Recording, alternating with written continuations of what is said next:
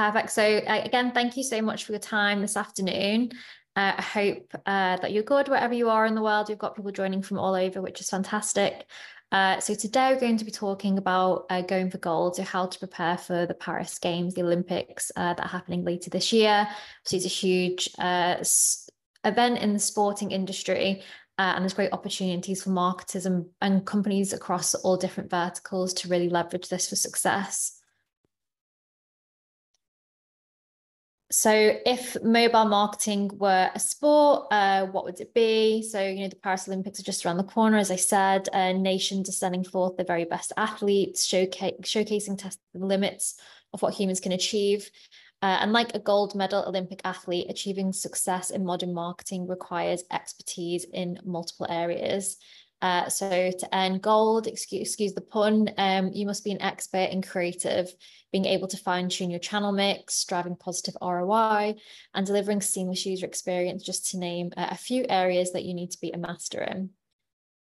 And so if you're wondering who I am, I'm Sue Azari. I'm the industry lead for e-commerce at AppsFlyer. I've been in the business for 2 years now. And before this, I spent 10 years in the industry working in a variety of different marketing roles, including mobile marketing. And today I'm going to talk through the power of sport. So how global sports events influence mobile marketing, why it's worth your while to leverage this time to grow your mobile app, gold medal marketing strategies, so proven strategies that help brands to make the most out of the major sports events, including seamless app experiences, creative campaign optimization, and effective use of retail media networks. And I'll talk through a little bit more about what those are. And at the end, I'll have the opportunity for a Q&A, so you can ask me anything, I'm going to say anything, but ideally about this topic. But if not, you can also, as I said, you can message me on LinkedIn. My name's on the screen, so it's Sue Azari. Or you can get in touch with AppsFlyer and we'll put you in touch with a relevant person based on whatever your question is about. This webinar will also be recorded, and there'll be a follow-up email sent to all registered participants shortly after the session as well, if you want to watch it back or share it with any of your teams. So first point on the agenda, the power of sports. So we've had Simone Biles, who set the US record for the most gold medals in women's gymnastics at the Rio de Janeiro Olympics in 2016. We've had Serena Williams triple tennis wins, winning at Wimbledon, the French Open, and the US Open in 2022. And then Alex Morgan netting a record-breaking 5 goals in a single game during the 2019 FIFA Women's Soccer World Cup.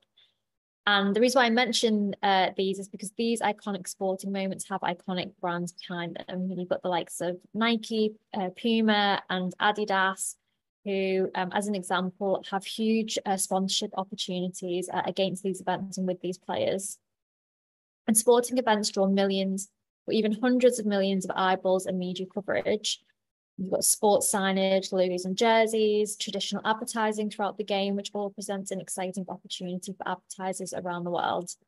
And there aren't many opportunities to draw this much attention and the type of spirit that accompanies it to a singular event outside of sport, and particularly when you think about the Olympics as an example. And one study went as far as measuring billions of impressions and about $164 million in media value from the Champions League final alone, and Adidas and Fly Emirates actually earned the lion's share of impressions and engagements as a result of that. So let's look at some examples of what great sports campaigns look like. We've handpicked a couple of examples to hopefully inspire you with a unique approach in both their creative and their execution. So I'm about to show you now an example. There's the banking brand NatWest. They're sponsoring the Great Britain team with their TV campaign called Tomorrow Begins Today. They're promoting the power of motivation, and their future Olympics-related activity by the bank will focus on supporting people in reaching their savings goals through its mobile app and encouraging fledgling businesses to scale up their operations through NatWest Accelerator program. So I'll just show you the ad for this now. Hopefully you can hear the sound.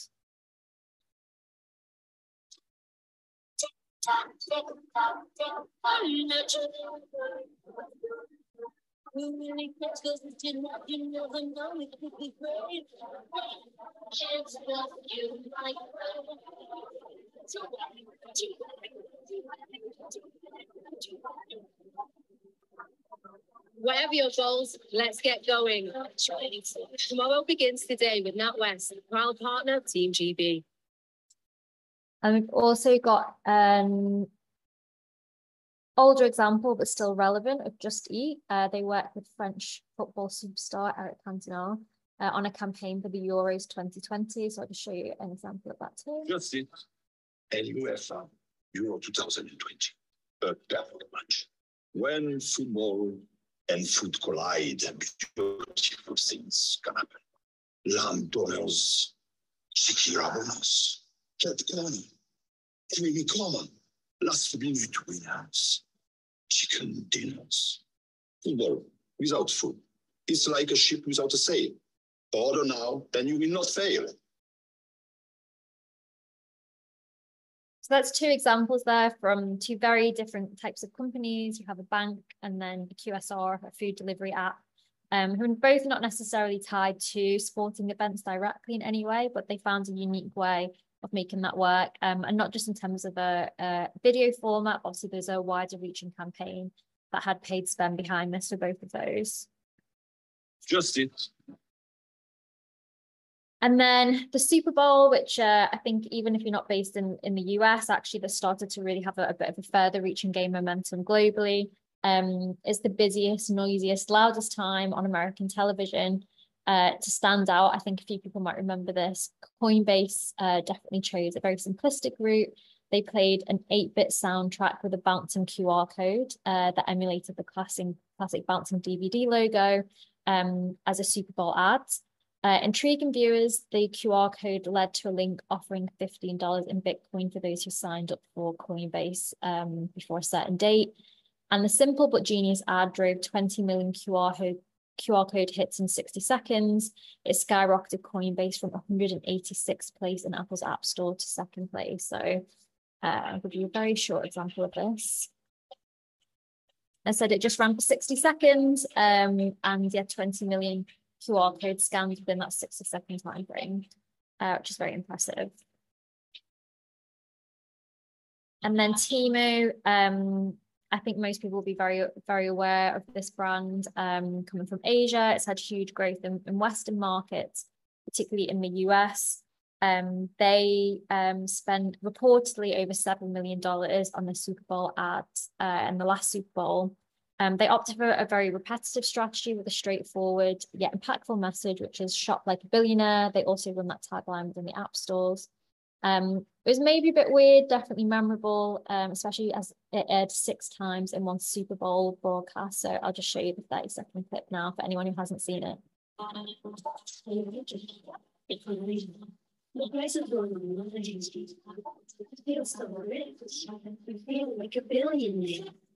I'm shopping like a billionaire. I'm shopping like a billionaire.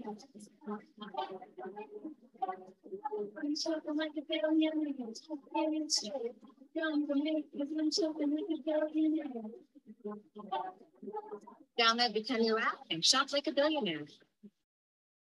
There wasn't necessarily any a contextual relation to the Super Bowl, but they took advantage of the fact that they knew that there would be a huge audience available that they could tap into from a user acquisition perspective.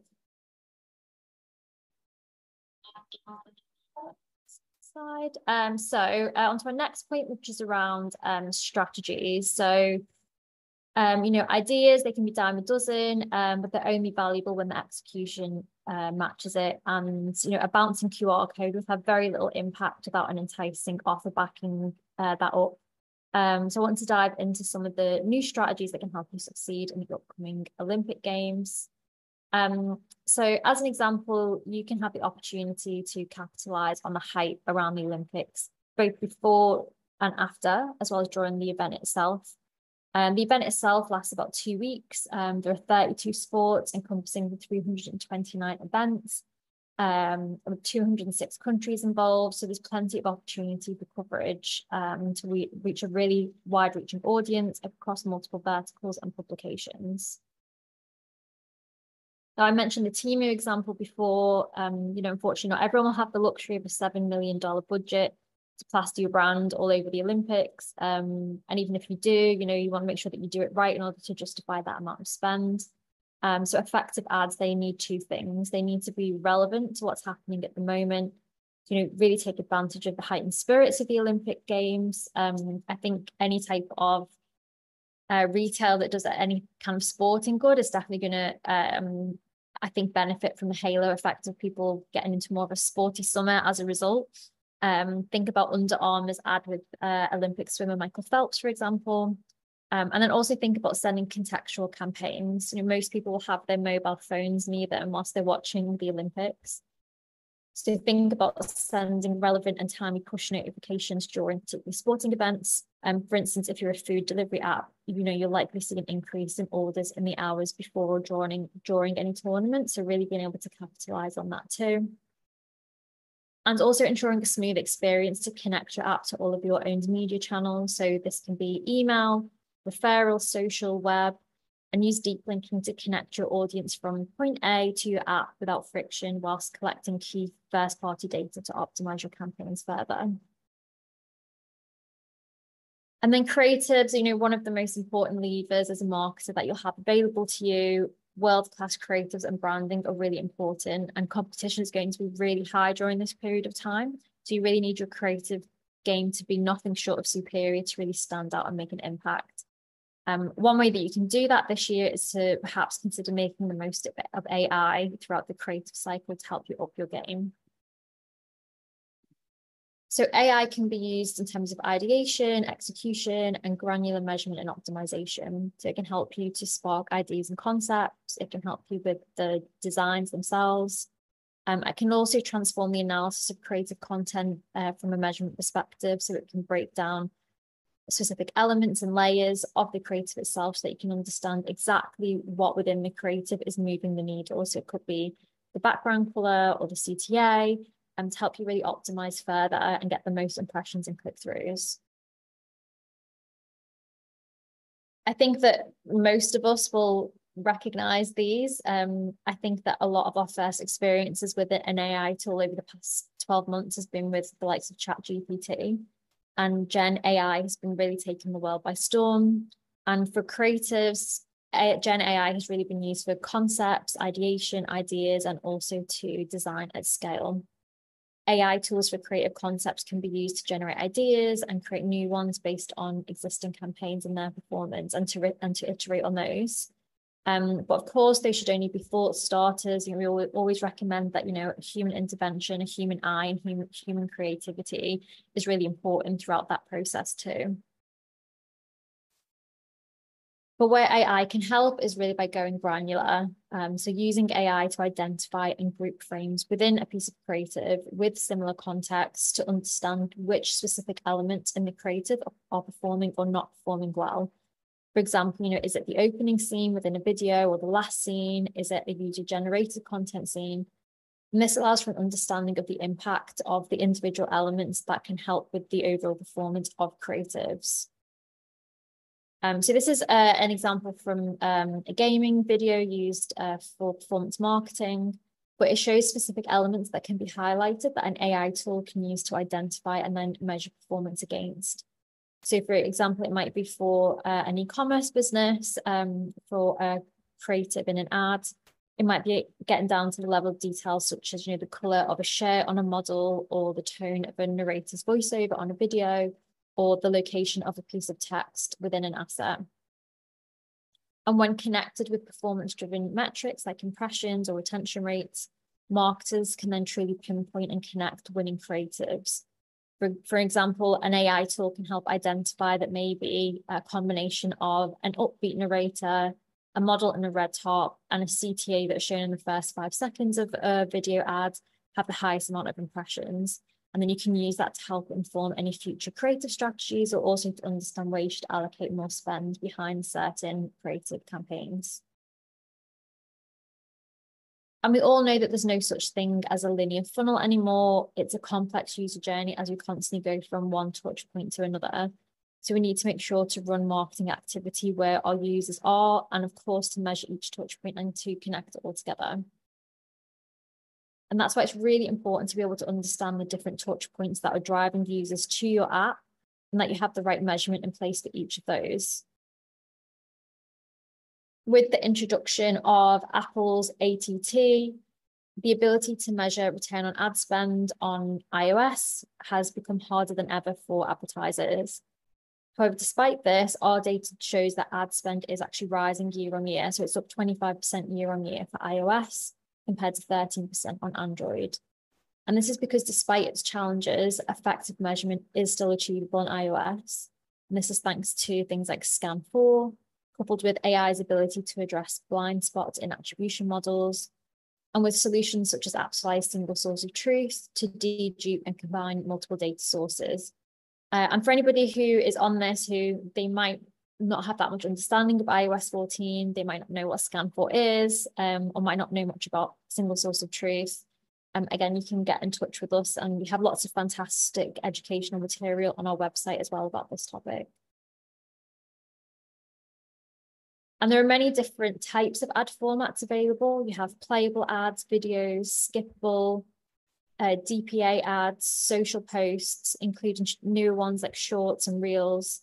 So it's really important to be able to understand engaged views versus clicks for attribution. And this is why AppsFly has created with leading industry partners such as TikTok and Meta a new measurement standard seeking to encompass enriched engagement types. And this has helped to create standardization, transparency, trust, more accurate attribution, and as a result, better decision-making. And it provides much richer signals for campaign optimization. So again, if it's something that you want more information on, please do get in touch. And it's no secret that content consumption is becoming overwhelmingly digital. Today, connected TV, also known in shorthand as CTV, it has one of the most engaged audiences, especially when it comes to large sporting events. So 39% of sports viewers watch via ad-supported CTV platforms or social media.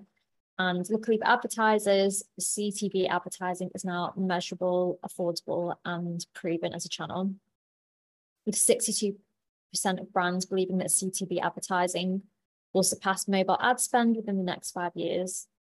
So advertisers now have opportunities to segment audiences at a scale through programmatic advertising on CTV, which ensures that ads are strategically placed at the optimal location and time, maximizing impact and performance, which is obviously very different versus traditional TV advertising, where you didn't have a lot of those opportunities. And then genuinely one of my favorite topics, QR codes. So, beyond mobile, you have out-of-home advertising opportunities. So out-of-home includes things like bus stops.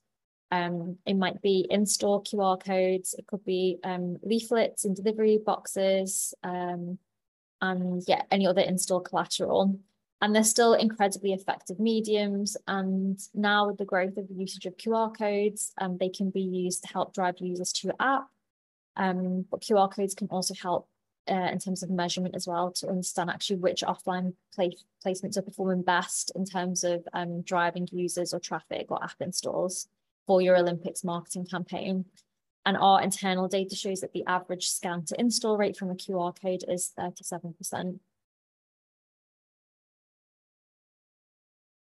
Now, I'd like to end on a topic that has been talked about a lot at the moment, which is commerce media. You might also know it as retail media.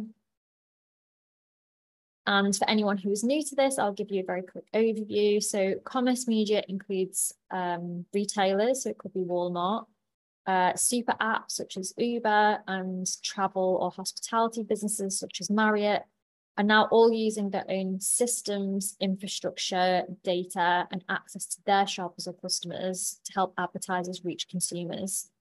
So, for example, this could include an opportunity for Dyson to pay for a targeted placement on Tesco's website and app, utilizing Tesco's first-party customer data in order to access a very specific potential audience type.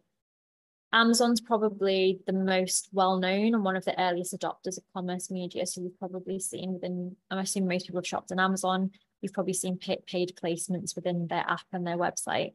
And they're one of the first to really utilize their first-party data for targeted advertising with brand partners. So the reason why I'm mentioning this is that, for you as a brand, if you don't have a commerce media network, it could be something to consider. but also you have the opportunity as an advertiser to work with a commerce media network. So for commerce media, advertising has shifted from a traditional model focused on in-store promotions to a digital-first approach. This includes on-site promotion on the retailer's own channels, such as their app or their website, and off-site promotion on third-party channels such as TikTok, Facebook, Instagram, and beyond. I've seen some examples with Walmart during some various sporting events where they've noticed an uptick in sales of things like televisions, like barbecue items, beer as an example. So having targeted campaigns with brands who will try and get in front of potential shoppers during those key moments. And that's because all of these companies have tons of first-party data. They know a great deal about your potential end user, their preferences. So particularly if you're an FMCG brand, like maybe you're Coca-Cola and you don't sell D2C and you're sold through companies like Walmart or Tesco as an example, it's a great way to be able to tap into that audience without infringing upon privacy restrictions. And it gives you the opportunity to access new and existing customers across a different type of channel. And just how big is the opportunity? So by 2028, Group predicts that retail media revenue will surpass the combined revenue of linear TV and CTV. And US commerce media ad spend is forecast to reach 160 billion in 2027. And then AppsFlyer is actually moving into this space to help support the growth of commerce media networks. So we're helping brands and advertisers with targeted audiences for activation and fueling growth through that collaboration. So making it easier in terms of being able to target the specific type of audience that you would like to reach through an advertising campaign, which again, during something like the Olympics, as I said, if you're an FMCG brand like Coca-Cola, just as an example, being able to tap into an audience who might be more likely to shop in preparation for watching that event, getting in front of that type of audience at the right moment in their shopping journey through targeted ads. It can be in-store or also online via their website or app. And then an example of commerce media in action. So, for example, Walmart's website is valuable retail estate for advertisers to reach their target audiences who are in the mood to shop. And really taking advantage of that opportunity is fantastic. And commerce media is the ad space where businesses are acting as publishers. And as we enter this privacy-centric era with more deprecation of cookies, the first-party data that retailers have is becoming increasingly valuable. And according to Ad Exchanger, commerce media has hit 200 billion in revenue in 5 years since conception. In comparison, search advertising hit 285 billion in 25 years. So the rapid growth within retail media is really evident. But commerce media succeed when data is not only measured accurately, but when it's shared securely between brands and retailers in a way that doesn't infringe on user privacy and particularly first-party data. So with the help of advanced data collaboration, so DCR tech, which is something that AppsFlyer offers, advertisers can pounce on that opportunity. And then here are some visual examples. So advancements in technology and data analytics have enabled commerce media networks to offer targeted advertising opportunities to brands. But the significance of retail media has only really scratched the surface of what it can offer. Retailers have invaluable data, and when collaborating with advertisers, it helps them to reach the right audience. In 2024, retail media is especially crucial due to its ability to reach consumers in precise and targeted ways. So as I mentioned before, we've got copy deprecation coming soon. This additional constraints and restrictions become even more important.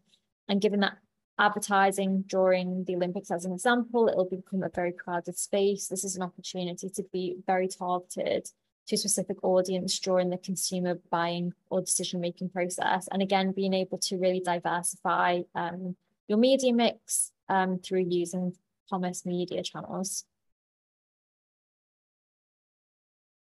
So in summary, how do you market like a champion? So one, achieving success in mobile marketing demands a supernatural talent. requiring expertise in multiple domains. So it's important to be able to run smooth and contextual campaigns, diversify your media mix, and be really contextual in the campaigns that you run. Making your creatives worthy of a gold medal. So AI has enabled advertisers to take their creative game to the next level, generating new ideas effectively, testing creatives, and being able to measure the results across new channels such as CTV, but also utilizing QR codes as well. And also being brave with it, doing something a little bit different. I've shown some examples in terms of brands that have been very creative with their approach towards the Olympics as well. And then creating journeys across channels, mediums, and devices is more important than ever to improve conversions via effective measurement within mobile and beyond. So you might have literally a matter of seconds to get somebody's attention before they might get distracted by another push notification on their phone or a competitor's push notification. It might just be something from WhatsApp. So ensuring that you get users to the right place in the app as quickly as possible is really important to avoid any drop-off rates and to improve your conversion rates. And then related to that is commerce media. It's another opportunity to try and reach users where they're likely to be, and that ultimately sometimes is in other apps. It's a new frontier that presents an exciting advertising opportunity to be able to reach the right audience at the right time. So yeah, thank you so much for your time. I'm happy to open it up to any questions.